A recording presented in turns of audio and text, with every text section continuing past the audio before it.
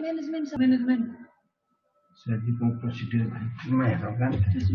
Surgical procedure. Surgical. Yeah. History of surgical procedure.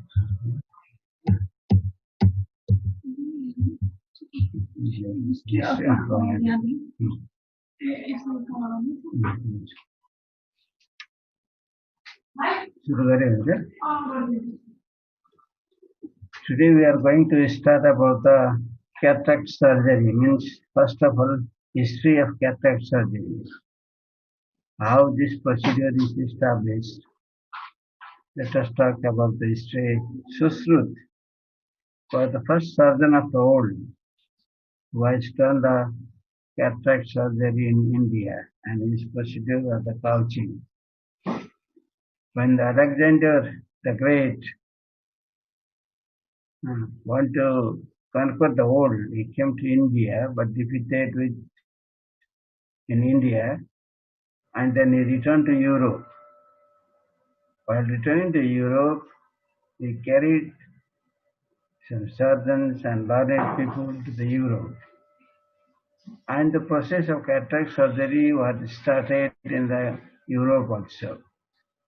The first procedure which was started in Europe was also the couching. The French surgeon who was doing the couching became unable to extract the lens. The lens is placed in the anterior chamber. Then they give the incision and the limbus and remove the cataract. Then the process of intracapsular lens extraction was started. A new method was started. Means cataract can be extracted by giving the incision and removing the lens. Then only the modern type of surgery was established. When the whole part of the lens is removed, this procedure is known as the intracapsular lens extraction.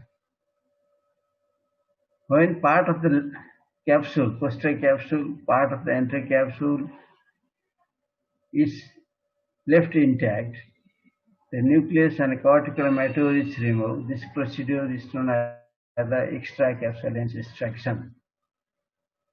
After removing the lens and cortical matter, later on, IOL, intraocular lens was implanted by the Harold Ridley in 1947. Then only extracapsular lens extraction with PC-IOL was started. The intraocular lens also can be applied in the three ways. In posterior chamber, anterior chamber after removing the whole lens, intracapsular lens extraction and implanting the ESC-IOL. After doing the ESC intracapsular lens extraction, iris clip lens also can be done. The lens is clipped at the pupillary regions. In this way, there are three types of intraocular lens. The most familiar and the safe is the post-capsular lens extraction, which was started by the Harold Ridley since 1947. Later in Nepal, the SICS was also started by Dr. Henning in Sagarmatha Chaudhary Eye Hospital. Later, Dr. Ruit also started these procedures, and this procedure came in light from Nepal, short incision cataract surgery. That of phacoemulsification was started in America, and this is a machine where the lens is emulsified and lens is aspirated. Nowadays, the phacoemulsification is becoming popular nowadays. In the future, laser emulsification is also going to be started. So these are the different procedures which are practiced in cataract surgery. Operation can be done giving the retrobulbar facial block, retrobulbar block and the facial block with the 2% dilutants. Parabulbar block, diluent block giving around the eye ball, local infiltrations and general anesthesia depending upon the patient choice. and patient condition.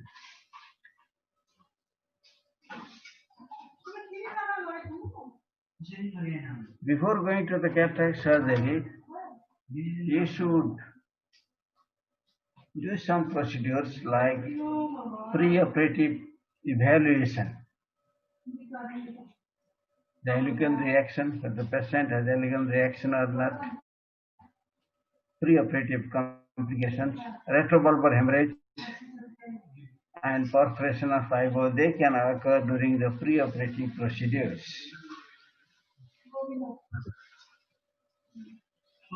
While doing the operation, the disinsertion of the superior rectus can occur. While fixing the superior rectus with the bedel sutures, the superior rectus may be disinserted, or you can perforate the eyeball also while fixing the superior rectus. After giving the incision, you may rupture or you may tear the iris, this condition of the iridodialysis, or you may tear the sphincter of the pupil, this is the sphincter ruptures. You can dislocate the lens in posterior chamber or anterior chamber also. There may be the subluxation of the lens also can occur. After removing the lens matter also, sometimes the posterior capsule can rupture. There can be the vitreous hemorrhage or subarachnoid hemorrhage. There may be collection of blood in the anterior chamber hyphema. When the vitreous is prolapsed after posterior capsule rupture, the vitreous can block the pupil and can cause the pupillary blood glaucoma. Sometimes if you suture the wound, there may be the leakage of the wound. These are the different operative procedures while doing the cataract surgery. You should be familiar with these operative complications. It is asked in the viva as well as in theory also. Post-operative, after doing the safe cataract surgery, if you see the patient on the first post-operative day, you may notice some complications, just like the iris prolapse, suture rupture. If you are given the suture may be ruptured and the wound may be leaked.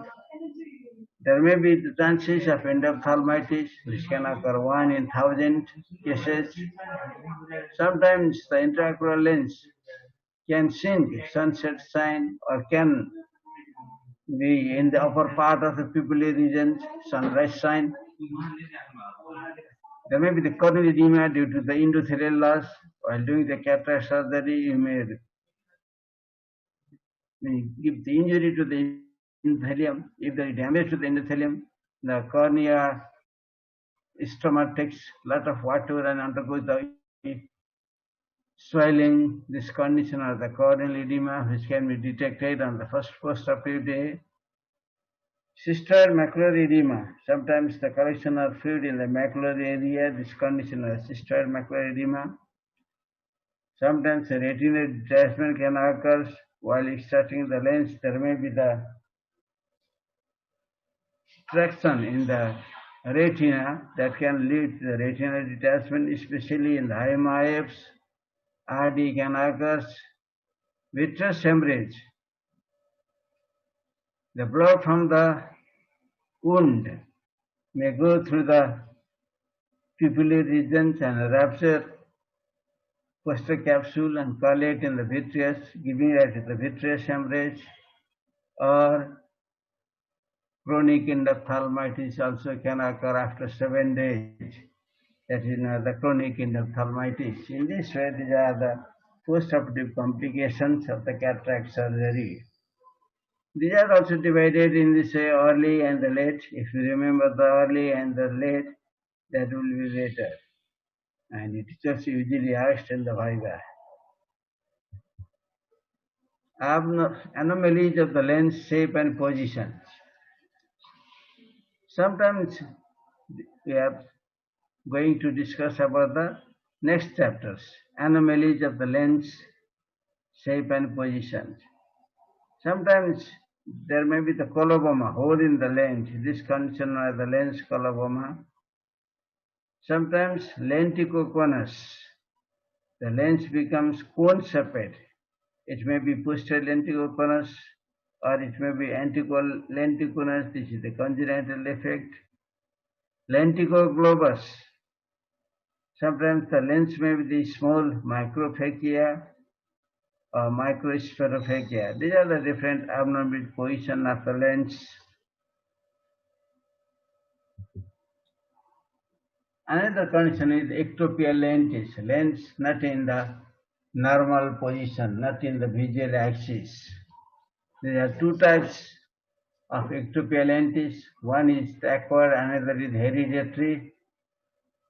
In acquired ectopia lentis, if there is injury in the eyes, the lens either dislocated or subluxated from its place and can take a ectopic position, means abnormal positions. In high myopia, the granules breakdowns, they are very weak and the lens can take the abnormal position.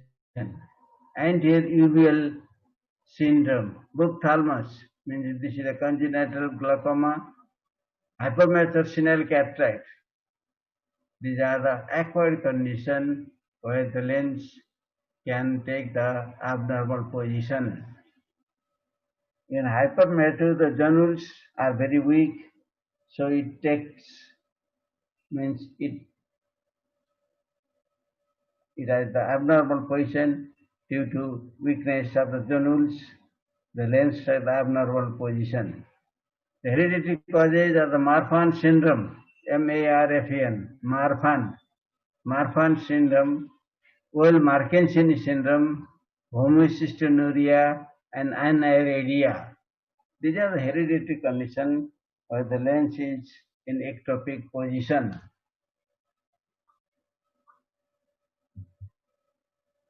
Retinal vascular disorders.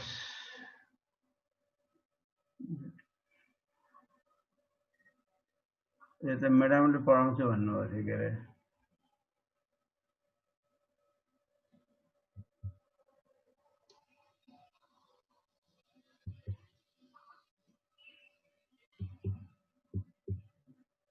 होइन अब यो त सकियो अब retinal vascular disorder पढाइदिनु थियो म्याडमले retina सुरु गर्नुभएको छैन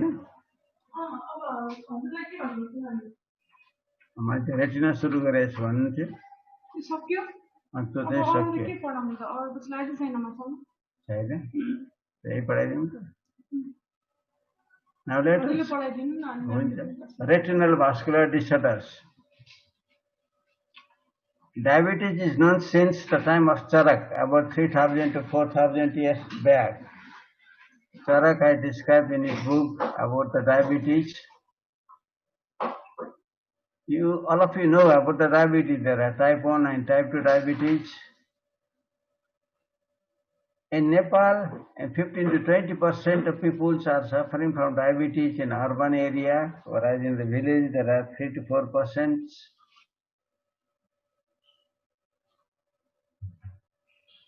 Let us see this picture. We can see there is hemorrhage in the retina, there is white spot, those are the ischemic points. The dish looks yellow, the vessels are tortuous. There are some small vessels, connecting vessels. This is the picture of a diabetic retinopathy. If you do the fundus fluorescence angiography, you can see such pictures.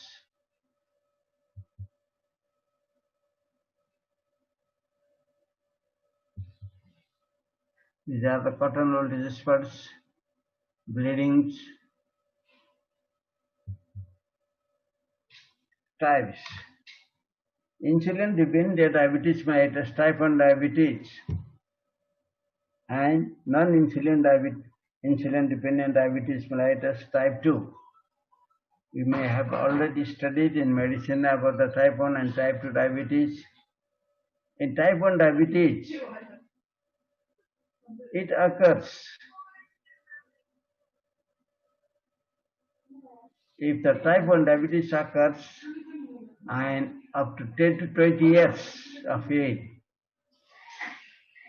In such cases, 40% can have the diabetes retinopathy. Diabetic retinopathy is higher in type 1 and affects after the 10 years of the disease.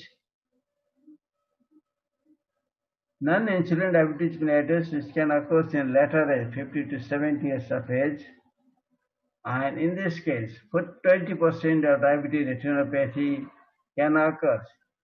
It has lower incidence in compared to the type 1 and affects after 20 years of age of 20 years of disease. So type 1 diabetes, the diabetes mellitus can occur after the 10 years of the disease. In type 2, the diabetes retinopathy can occur after the 20 years of the disease. Diabetes retinopathy. There are some risk factors. Duration of the diabetes. 10 years in type 1 and 20 years in type 2. After 10 years of diabetes of type 1, 50% have the risk of having the diabetes retinopathy. And after 20 years, the incidence increases up to the 90%. Metabolic control. If there is no metabolic control, diabetes retinopathy can occur earlier. In pregnancy, it occurs earlier. Similar to hypertension, if the pressure is not controlled, diabetes retinopathy occurs earlier. In high myopia, it is less common. Retinitis pigmentosa, it is rare in retinitis pigmentosa. If you do the exercise, diabetes retinopathy, there is chance of less having a diabetes retinopathy. If the patient is suffering from renal diseases, he can suffer earlier. If the patient is anemic, he can suffer earlier. So these are the risk factors which you should remember while studying the diabetes retinopathy. Pathogenesis. Diabetes is a microvascular angiopathy. It affects the smaller vessels, three capillary arterioles, capillaries and venules. They are affected in diabetes retinopathy. There are three changes in the vessel wall, changes in the blood content, and changes in the blood flow. In diabetes retinopathy, you should remember about changes in the blood vessel wall, changes in the blood, changes in the blood flow. First of all, there is thickening of the capillary basement membrane of the smaller vessels. The capillary endothelium, the breakdown, damage.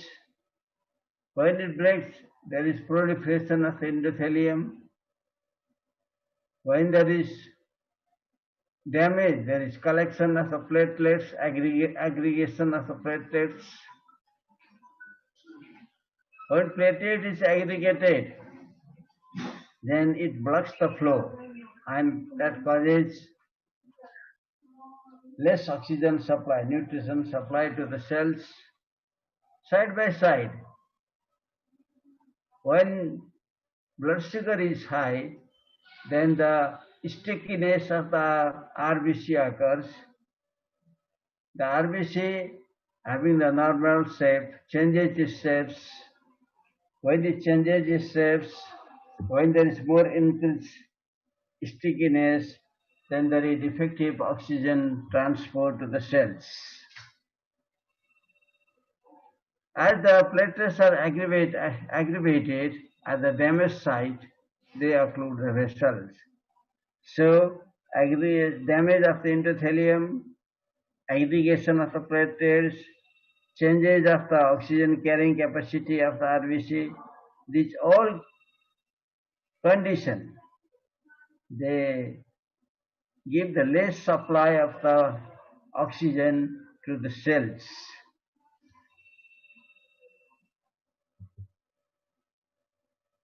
When there is less supply of oxygen and nutrition to the cells, there is perfusion is diminished. There is ischemia is created in the retina. Loss of blood supply and oxygen supply to the retina.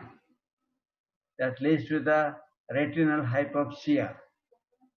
When there is hypoxia, less supply of oxygen, then the cells undergo the ischemic changes. Those ischemic changes are known as the soft exudate.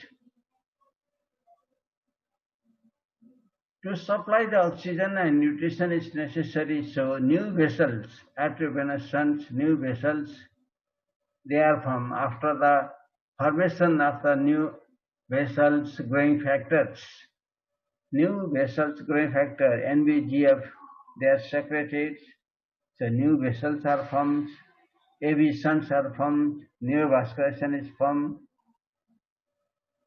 But these new vessels, they are very weak.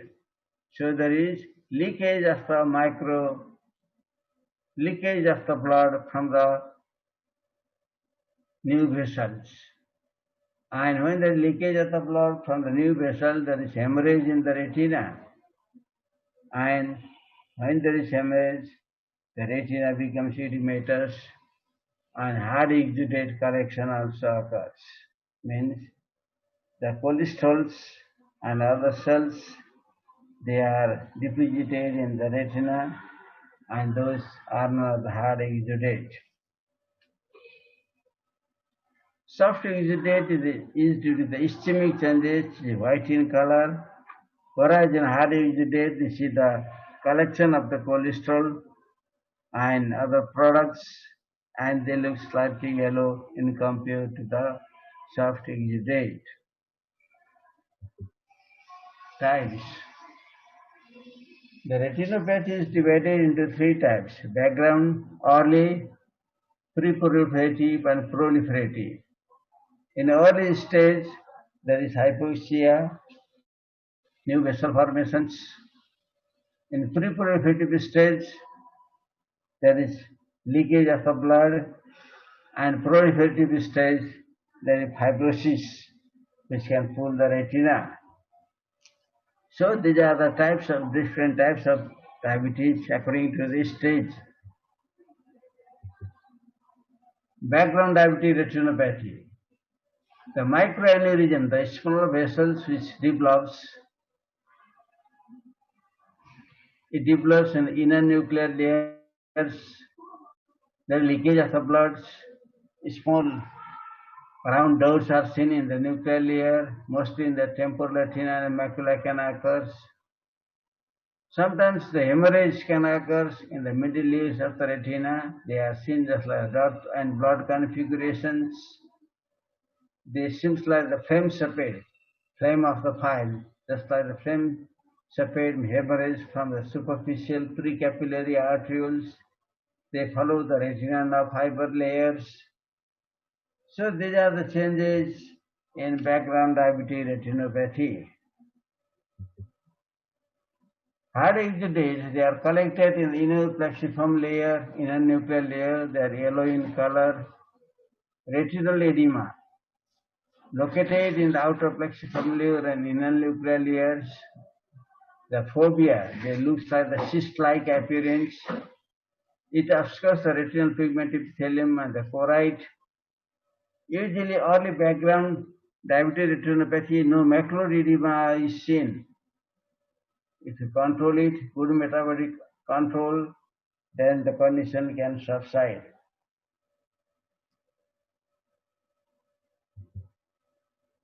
Pre-proliferative diabetic retinopathy. The vascular changes, sausage shaped, the vessel becomes tortuous, sausage shaped, beaded, segmented, and narrow. And then hemorrhage can occur, dark blood hemorrhage can occur, multiple catenary spots are seen due to capillary occlusion, interruption of active blocking flow in the nerves, and intraretinal microvascular abnormalities. Vessels growing factors, new vessel growing factor, VEGF, they are liberated,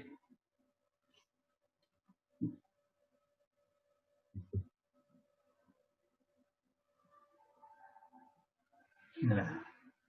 This is the pictures where there is this showing the macula and other parts.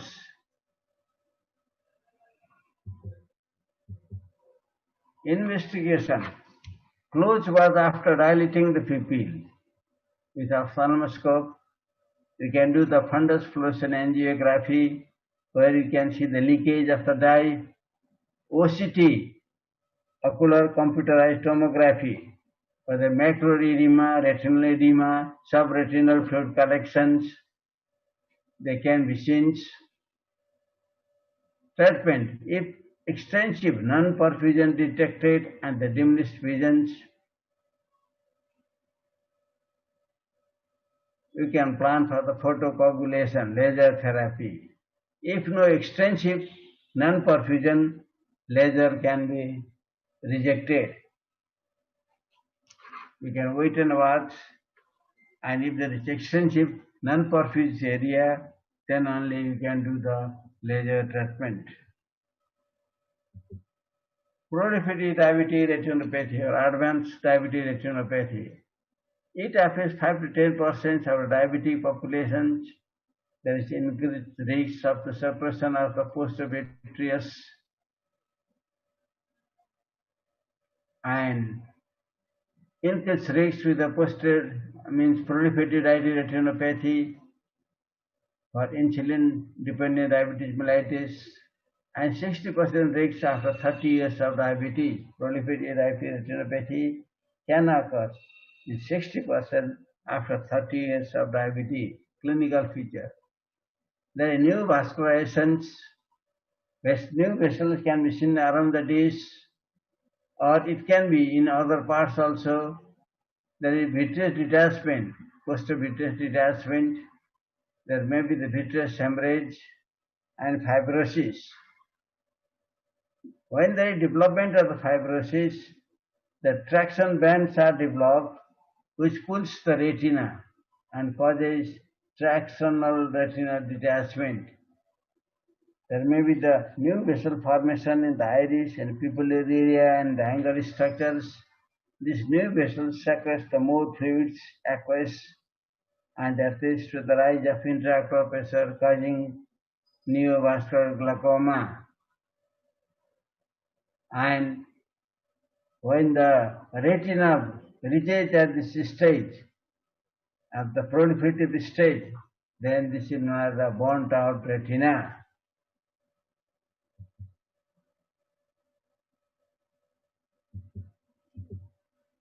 Management. High risk cases are treated, low risk cases are observed. The treatment modalities are laser photocoagulation, vitrectomy, and the cryotherapy. सकिएगा है ना running out time माने है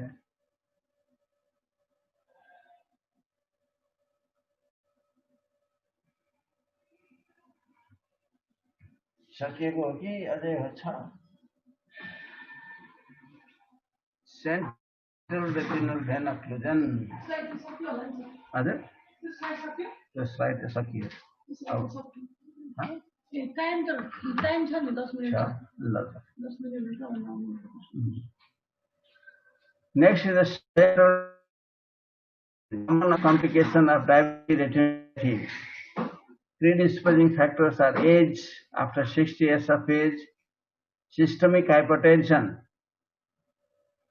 and blood discrepancies due to hyperviscosity, chronic leukemia, polycythemia, sickle cell anemia, and macroglobulinemia.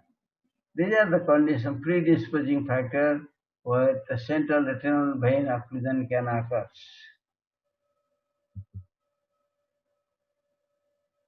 There is raised intraocular pressure. When the pressure is raised, the central retinal vein occlusion can occur. It can occur in hypermetropic patients and in young patients, those are the congenital anomalies. Pathophysiology, venous occlusions. When there is venous occlusion, There is elevation of the venous pressures, there is elevation of the capillary pressures, there is stagnation of the blood flow. This results the hypoxia of the retina and cause the more damage of the capillary endothelium. When there is damage of the capillary endothelium, there is extravasation of the blood in the extracellular space. Branch retinal vein occlusions. Branch retinal vein occlusion, they are the peripheral macular type and mere away from the disc with or without macular edema, and main near the disc margin with or without macular edema. Presentation: loss of relative field of vision. When there is macular edema, the patient have metamorphopsia. That means the patient sees the distorted image. The image or letters which you read may become distorted. बाङ्गो टिङ्गो देखिन्छ हो, अथवा कोही मान्छेहरु बाहिर हिँडेको छ भने बाङ्गो जस्तो देखिन्छ, रुखहरु बाङ्गो टिङ्गो देखिन्छ, मेटामर्फोप्सिया। अथवा ठूलो चीज सानो, सानो चीज ठूलो देखिन्छ, माइक्रोप्सिया। और and there is the dot and blot hemorrhage.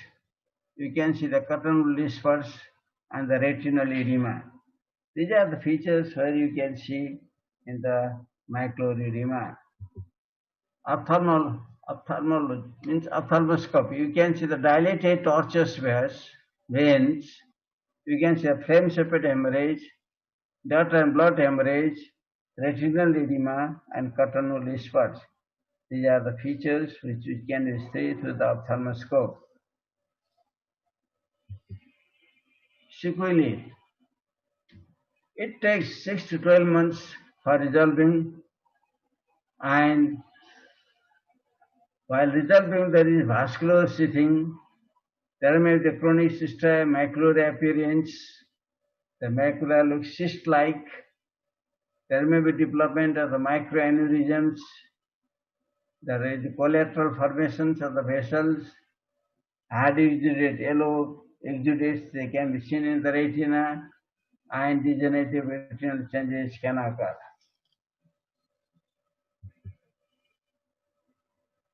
Prognosis depends upon the site and size of the occlusions and integrity of the perifocal capillary vessels. If there is integrity of the perifocal capillary vessels intact, there is good prognosis. If the perifocal capillary vessels are destroyed, there is a bad prognosis. Evaluation. Wait till hemorrhage subsides. We can do the fluorescein angiography. The treatment modality is the laser therapy. Complication: chronic macular edema, new versions of the vessels, new vessel formations can occur, and that leads to the secondary glaucoma and loss of sight. Central retinal vein occlusions. There are the two types, non-ischemic and ischemic. Non-ischemic is 75%, it is more common than the ischemic type. The patient presents with moderate loss of visions. There is marcus conficuli, relative apparent pupillary defect. The pupil slightly reacts and undergo dilating and slowly constricts. Some of the fibers which are damaged, when the nerve fibers are damaged and some are healthy, then such type of condition, RAPD, they can occur. Ophthalmoscopy. If you see with the ophthalmoscope, there is mild tortuosity and dilatation of the branches, mild to moderate retinal hemorrhage, dark blood and flame-shaped hemorrhage can occur. You can see the cotton spurs, mild to moderate optic disc edema and macular edema may or may not be present.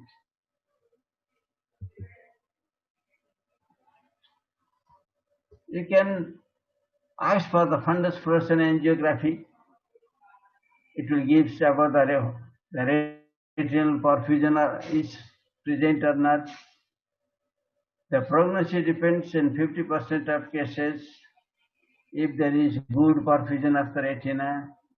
If there is bad perfusions, that leads to the cystoid macular edema. If there is cystoid macular edema, this is a condition of the bad prognosis, and treatment of this case is as a laser photocoagulation. Ischemic CRVO presentation is less common. It causes marked visual loss. There is RAPD, Marcus pupil. It's marked in this case. If you see the ophthalmoscope, you can see the marked tortuosity and engorged veins. There is extensive retinal hemorrhage. There is cotton spurs you can see, severe optic disc edema, hyperemia, and macular hemorrhage and cystoid macular edema. Fundus fluorescent angiography shows capillary non-perfused area. The prognosis is very poor in this case. Complication: rubeosis iritis, new vessel formation within 3 months, vitreous hemorrhage, pre-retinal hemorrhage.